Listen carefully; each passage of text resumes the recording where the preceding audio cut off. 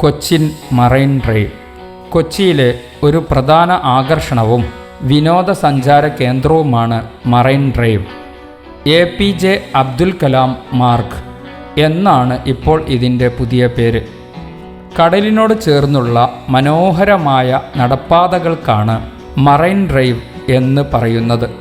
ഇന്ത്യയിൽ പല സ്ഥലത്തും മറൈൻ ഡ്രൈവുകളുണ്ടെങ്കിലും കേരളത്തിലെ ഏക മറൈൻ ഡ്രൈവും കേരളത്തിലെ ഏറ്റവും മനോഹരമായ നടപ്പാതയുമാണ് കൊച്ചിൻ മറൈൻ ഡ്രൈവ്.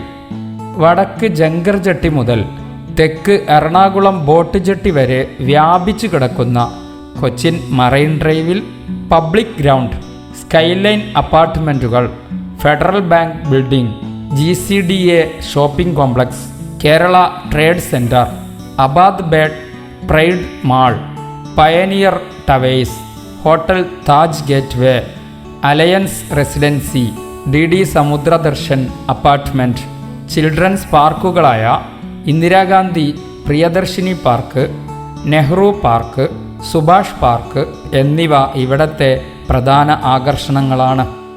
മനോഹരമായ പ്രോമനേഡ് കാഴ്ചകൾ അഥവാ ഉല്ലാസ നടത്ത കാഴ്ചകൾ, ബോട്ട് ക്രൂയിസുകൾ, ഐക്കണിക് പാലങ്ങൾ, ഷോപ്പിംഗ് മാളുകൾ, റെയിൻബോ ബ്രിഡ്ജ് തുടങ്ങിയ തുറമുഖ കാഴ്ചകളും എല്ലാം കണ്ട് സമ്പന്നമായ ഇവിടം നല്ലൊരു വ്യൂ പോയിൻ്റ് ആണ് സമ്മാനിക്കുന്നത്.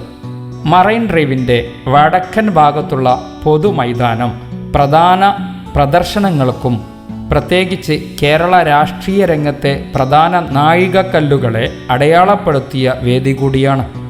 1982 AK ആൻ്റണിയുടെ ഇന്ത്യൻ നാഷണൽ കോൺഗ്രസിലേക്കുള്ള വിഖ്യാതമായ തിരിച്ചുവരവ് പ്രഖ്യാപനത്തിന് സാക്ഷിയായതും ഇവിടെയാണ്.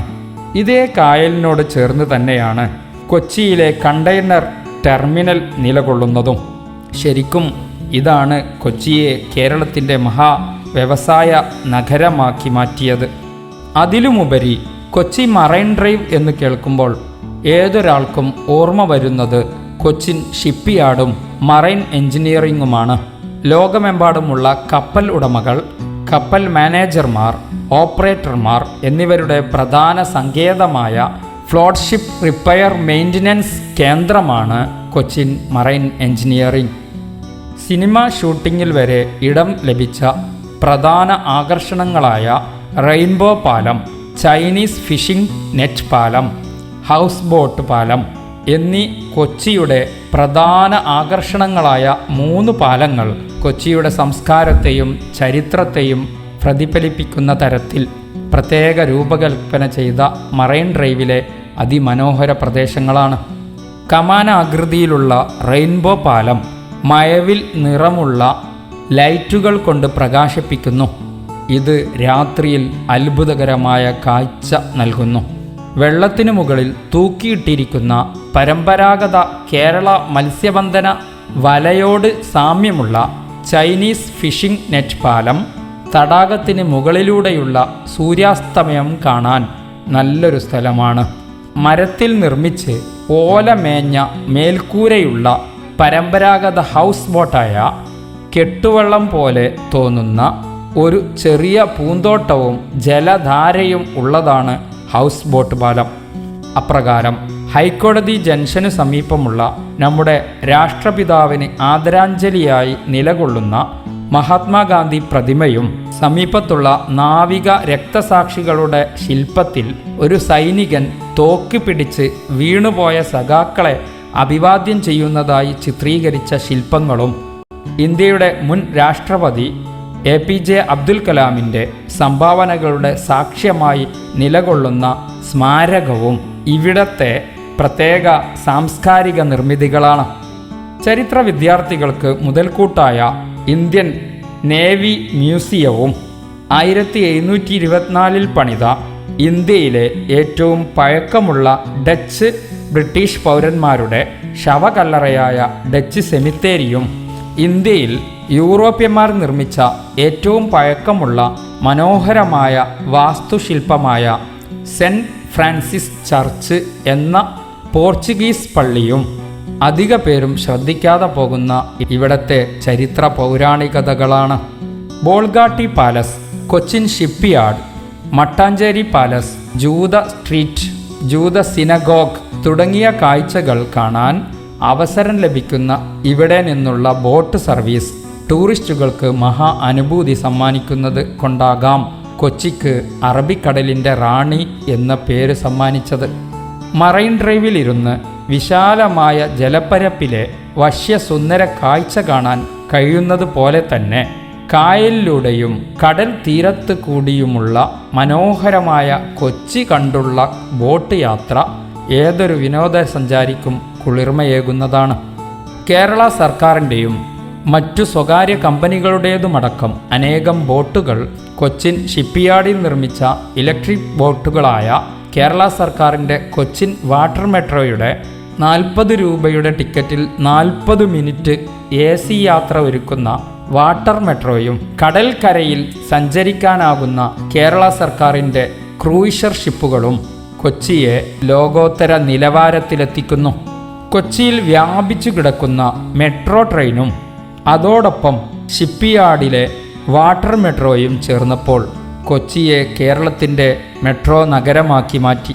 ബോട്ട് യാത്രയിലെ കാഴ്ചകൾ ഓരോന്നും സഞ്ചാരികൾക്ക് വിവരിക്കുന്ന ഗൈഡുകളുടെ അവതരണം സഞ്ചാരികളിൽ കൊച്ചിയെ സംബന്ധിച്ച് നല്ലൊരു അറിവ് നൽകുന്നതാണ്. ഇതുവരെ വിവരിച്ചത് മറൈൻ ഡ്രൈവിൻ്റെ ഖ്യാതി ആണെങ്കിൽ ഇനി നമുക്ക് ഈ ഖ്യാതിക്കിടയാക്കിയ ചരിത്രം പരിശോധിക്കാം. ഷൺമുഖം റോഡും കൊച്ചി തടാകവും അതിനോടൊപ്പമുള്ള അറബിക്കടലിൻ്റെ ഭാഗവും ചേർന്നുള്ളതായിരുന്നു ആദ്യത്തെ മറൈൻ ഡ്രൈവ്. ആദ്യം ഇവിടെ വേമ്പനാട്ടു കായലിനോട് ചേർന്ന് പരന്നു കിടക്കുന്ന കായൽ മാത്രമായിരുന്നു. 1980കളിൽ കൊച്ചിയുടെ വികസനത്തിനായി രൂപം കൊണ്ട ഗ്രേറ്റർ കൊച്ചിൻ ഡെവലപ്മെൻറ്റ് അതോറിറ്റി അഥവാ GCDA കൊച്ചിയുടെ പടിഞ്ഞാറ് ഭാഗത്ത് ഒരു റോഡ് നിർമ്മിക്കുക എന്ന ലക്ഷ്യമാണ് ഇന്ന് നാം കാണുന്ന മറൈൻ ഡ്രൈവ് ആയി മാറിയത് എന്ന് ഓർക്കുമ്പോൾ കൗതുകമാണ്.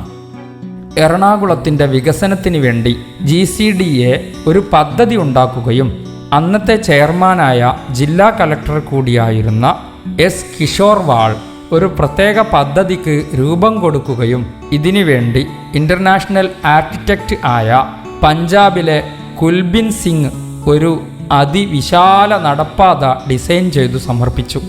1992 GCDAയുടെ ചെയർമാൻ V.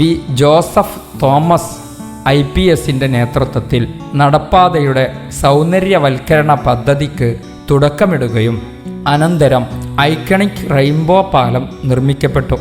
അങ്ങനെ ഘട്ടം ഘട്ടമായുള്ള പ്രവർത്തനങ്ങളിലൂടെ 7 എൻട്രൻസുകളുള്ള മഹാ ടൂറിസ്റ്റ് നഗരം സാക്ഷാത്കരിച്ചു. വിഷൻ 2030 ഉൾപ്പെടുത്തി മറൈൻ ഡ്രൈവ് സ്കീം രണ്ടാം ഘട്ടമായി ന്യൂ മറൈൻ ഡ്രൈവ് എന്ന പേരിൽ വൻ വിപുലീകരണ പ്രവർത്തനങ്ങൾ നടന്നുവരുന്നുണ്ട്. ആകയാൽ ലോക ടൂറിസ്റ്റുകൾക്ക് പ്രിയങ്കരമായ നമ്മുടെ കൊച്ചി ഇന്ത്യയിലെ തന്നെ പ്രമുഖ സിറ്റിയായി മാറിക്കൊണ്ടിരിക്കുന്നു. പ്രിയ പ്രേക്ഷകരെ, പഠനാർഹമായ ധാരാളം വീഡിയോകൾ ഈ ചാനലിലുണ്ട്. എല്ലാം നിങ്ങൾ കാണുന്നതോടൊപ്പം നിങ്ങളുടെ വിലപ്പെട്ട അഭിപ്രായങ്ങൾ ഞങ്ങളെ അറിയിക്കുമെന്നും ഈ ചാനൽ സബ്സ്ക്രൈബ് ചെയ്തു വെക്കുമെന്നും കരുതുന്നു. മാന്യ പ്രേക്ഷകർക്ക് നന്ദി.